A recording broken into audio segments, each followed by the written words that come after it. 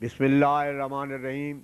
ملفوظات حضرت مسیح موعود 19 مارچ 1908 بمقام قادیان دارالامان۔ حضرت اقدس نے فرمایا، اور زیادہ تشریح بخاری اور مسلم نے کر دی ہے، جنہوں نے آخری زمانہ کی علامات کا ذکر کرتے ہوئے ایک نئی سواری کا ذکر کر کے یہ کہا، لَيَتْرُكَنَّ الْقِلَاسُ فَلَا يُسْعَى عَلَيْهَا، اور قرآن شریف نے اسی مضمون کو عبارت ذیل میں بیان فرما کر اور بھی صراحت کر دی کہ وَإِذَا الْعِشَارُ عُطِّلَتْ، سورہ تکویر آیت 5۔ قرآن و حدیث کا تطابق اور پھر عملی رنگ میں اس دور دراز زمانے میں، جبکہ ان پیشگوئیوں کو 1300 برس سے بھی زائد عرصہ گزر چکا ہے، ان کا پورا ہونا ایمان کو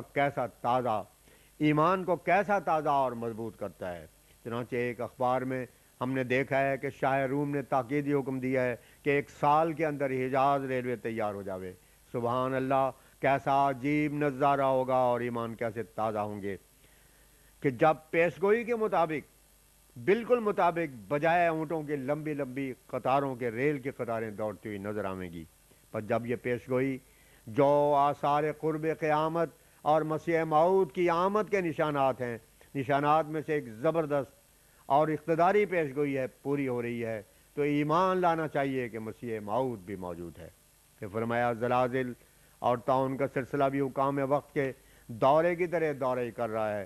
جس طرح حکام وقت اپنے انتظامی دوروں میں جہاں کوئی سرکشی یا بد نظمی پاتے ہیں اس کی اصلاح کرتے ہیں، اسی طرح زلازل اور طاعون بھی ملک کے مختلف حصوں میں دورہ کر رہے ہیں۔ بعض ممالک میں سنا گیا ہے کہ زلزلوں سے پہاڑ گر گئے اور شہروں کے شہر فنا ہو گئے ہیں۔ یہی حال طاعون کا ہے۔ جب لوگ کسی قدر وقفہ دیکھ کر مطمئن ہو جاتے ہیں اور گناہ اور غفلت میں ترقی کرنے لگ جاتے ہیں، تو پھر خدا طاعون کو ان کی سرزنش اور سرکوبی کے واسطے بھیج دیتا ہے۔ پس بے فکر اور مطمئن نہیں ہونا چاہیے، بلکہ قبل اس کے کہ کوئی مصیبت اچانک آن پڑے اپنی اصلاح میں لگے رہنا چاہیے اور توبہ اور استغفار میں مشغول ہونا چاہیے۔ فرمایا، خدا جب کسی کو کام کرانا نہیں چاہتا ہے تو گردن سے پکڑ کر بھی کرا دیتا ہے۔ اس کے منوانے کے عجیب عجیب رنگ ہیں۔ چنانچہ ایک مسلمان بادشاہ کا ذکر ہے کہ اس نے امام موسیٰ رضا کو کسی وجہ سے قید کر دیا ہوا تھا۔ خدا کی قدرت، ایک رات بادشاہ نے اپنے وزیر اعظم کو نصف رات کے وقت بلوایا اور نہایت سخت تاکید کی کہ جس حالت میں ہو اسی حالت میں آ جاؤ، حتیٰ کہ لباس بدلنا بھی تم پر حرام ہے۔ وزیر حکم پاتے ہی ننگے سر ننگے بدن فوراً حاضر ہوئے اور اس جلدی اور گھبراہٹ کا باعث دریافت کیا۔ بادشاہ نے اپنے خواب بیان کیا کہ میں نے خواب دیکھا ہے کہ ایک حبشی آیا اور اس نے گنڈاسے کی قسم کے ایک ہتھیار سے مجھے ڈرایا اور دھمکایا ہے۔ اس کی شکل نہایت پرہیبت اور خوفناک ہے۔ اس نے مجھے کہا ہے کہ امام موسیٰ کو ابھی چھوڑ دو، ورنہ میں تمہیں ہلاک کر دوں گا، اور اسے 1000 اشوی دے کر جہاں اس کا جی چاہے رہنے کی اجازت دو، سو تم ابھی جاؤ اور امام موسیٰ رضا کو قید سے رہا کر دو۔ چنانچہ وزیر اعظم قید خانے میں گئے اور قبل اس کے کہ وہ اپنا اندیا ظاہر کرتے، امام موسیٰ رضا بولے کہ پہلے میرا خواب سن لو۔ چنانچہ انہوں نے اپنا خواب یوں بیان کیا کہ اللہ تعالیٰ نے مجھے بشارت دی ہے کہ تم آج ہی قبل اس کے کہ صبح ہو قید سے رہا کیا جاؤ گے۔ غرض یہ ہیں خدا تعالیٰ کے اقتداری نشانات۔ فرمایا، شیعہ لوگ جس راہ کو اختیار کیے ہوئے ہیں، اس راہ سے نعوذ باللہ حضرت صلی اللہ علیہ وسلم کا سارا مذہب ہی برباد ہو جاتا ہے۔ دیکھو، اذا جاء نصر اللہ والفتح ورأیت الناس یدخلون فی دین اللہ افواجا سے صاف ثابت ہوتا ہے کہ دین الہی یعنی اسلام میں بہت کثرت اور بہتات سے لوگ شامل ہوں گے، اور رسول اللہ صلی اللہ علیہ وسلم کی انہیں حیات میں ایسا ظہور میں آوے گا۔ بھلا ان لوگوں سے کوئی پوچھے کہ کیا 2-4 آدمیوں کا نام یہ افواج ہے، اور کیا یہی حضرت صلی اللہ علیہ وسلم کی اتنی لمبی محنت اور جان کا کوششوں کا نتیجہ تھا؟ افسوس، دیکھو، فوج ہی کچھ کم نہیں ہوتی۔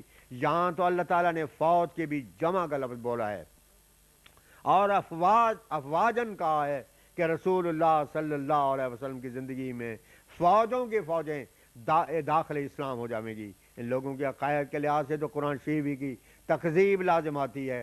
انہوں نے قرآن شریف کو تو محرف، مبدل کا الزام دے کر چھوڑ دیا رہے قرآن شریف کے پہنچانے والے جن کی نسبت اللہ تعالیٰ نے رضی اللہ عنہ و رضو عنہ البینہ آیت 9 فرمایا، اور ان کو حضرت صلی اللہ علیہ وسلم کے تخت کا وارث بنایا، اور حضرت صلی اللہ علیہ وسلم کے منہ سے نکلی ہوئی پیش گوئیوں کی تصدیق کرنے والے اور پورا کرنے والے بتایا۔ انہی کے ہاتھ سے بڑے بڑے قرآنی وعدے پورے کیے۔ قیصر و کسریٰ کے تخت اور خزانے انہی کے ذریعہ اسلام کا ورثہ بنائے، سو ان کو غدار، ظالم، منافق اور غاصب کا لقب دے کر چھوڑ دیا۔ ان کا تو وہ حال ہے جس طرح ایک عورت کو جب اس کے دن حمل کے پورے ہو چکتے ہیں تو درد سے شروع ہوتی ہے، جس کی تکلیف سے وہ اور اس کے عزیز و اقارب اور خیش روتے اور درد مند ہوتے ہیں، کیونکہ وہ ایک تاریک حالت ہوتی ہے، نتیجہ کہ کسی کو خبر نہیں ہوتی، مگر جب اس کے ہاں لڑکا پیدا ہو جاوے اور وہ چلہ پورا کر کے غسل صحت بھی کر لے اور بچہ بھی اس کا صحیح سالم جیتا جاگتا ہو، اس وقت لگے کوئی آدمی رونے تو اس کا رونا کیسا بے مال اور بے موقع ہوگا۔ سو یہی حال ہے ان کا۔ وقت گزر چکا، صحابہ کرام رضی اللہ عنہم کامیابی کے ساتھ تخت خلافت کو مقررہ وقت تک زیب دے کر اپنی اپنی خدمات بجا لا کر بڑی کامیابی اور اللہ تعالیٰ کی رضوان لے کر چل بسے، اور جنات و عیون جو آخرت میں ان کے واسطے مقرر تھے اور وعدے تھے وہ ان کو عطا ہو گئے۔ اب یہ روتے ہیں اور چلاتے ہیں کہ نعوذ باللہ ایسے تھے اور ایسے تھے۔ محرم میں شہیدان کربلا کو یاد کر کے رونے سے کیا حاصل؟ اپنے نفس کا غم کرنا چاہیے اور اس کی اصلاح کی فکر کرنی چاہیے۔ سب سے بڑا فکر انسان کو جو کرنا چاہیے وہ یہی ہے کہ اپنے نفس کی اصلاح کر لے اور آخرت کے واسطے زیادہ راہ لے لے۔ دیکھو حضرت صلی اللہ علیہ وسلم نے حضرت فاطمہ رضی اللہ عنہ کو کیا کہا تھا؟ اے فاطمہ، اپنی جان کو آگ سے بچانے کی فکر کر لے، میں تیرے کسی کام نہیں آ سکتا۔ جب حضرت صلی اللہ علیہ وسلم کا یہ حال ہے تو پھر اور کسی کا کیا حال؟ 24 مارچ 1908 بوقت سیر حضرت مولانا مولوی سید محمد حسن صاحب جو کسی کار ضروری کے واسطے حضرت اقدس کی اجازت سے امروہہ تشریف لے گئے ہوئے تھے، بخیریت واپس تشریف لے آئے ہیں۔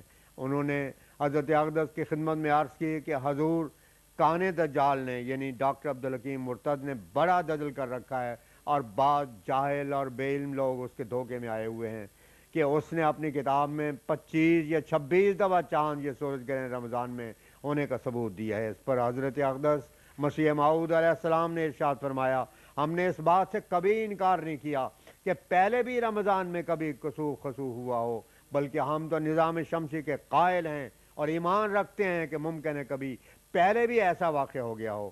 ہمارا دعویٰ تو صرف یہ ہے کہ جن شرائط اور لوازم کا ذکر حدیث دار قطنی میں درج ہے، ایسا آج سے پہلے کبھی واقعہ نہیں ہوا۔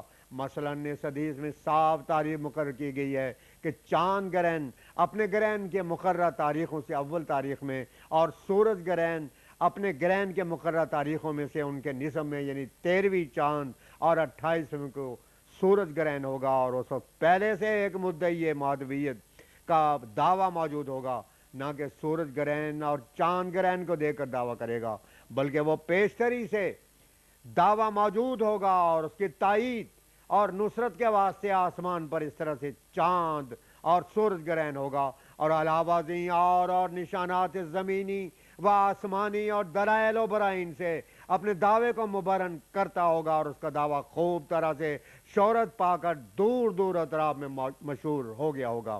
پس کیا عبدالحکیم نے ایسا بھی ثبوت دیا ہے کہ وہ پہلے گرہن جو رمضان میں واقع ہوئے تھے ان میں سے کوئی ان شرائط و لوازم اور قید تاریخ سے بھی واقع ہوا تھا؟ اور کیا اس وقت پہلے اس کے کہ وہ اس طرح کا موعودہ کسو خصوص ظہور میں آوے کوئی مدعی مہدویت اور مسیحیت موجود تھا جس نے اپنے دعویٰ کو عام کتب کے ذریعے سے شائع بھی کیا ہو اور اس کا دعویٰ دنیا میں شہرت یافتہ ہو، اور پھر اس کے ساتھ کوئی آسمانی یا زمینی اور تائیدات بھی موجود ہوں یا قرآن و حدیث سے مبرہن کیا گیا ہو؟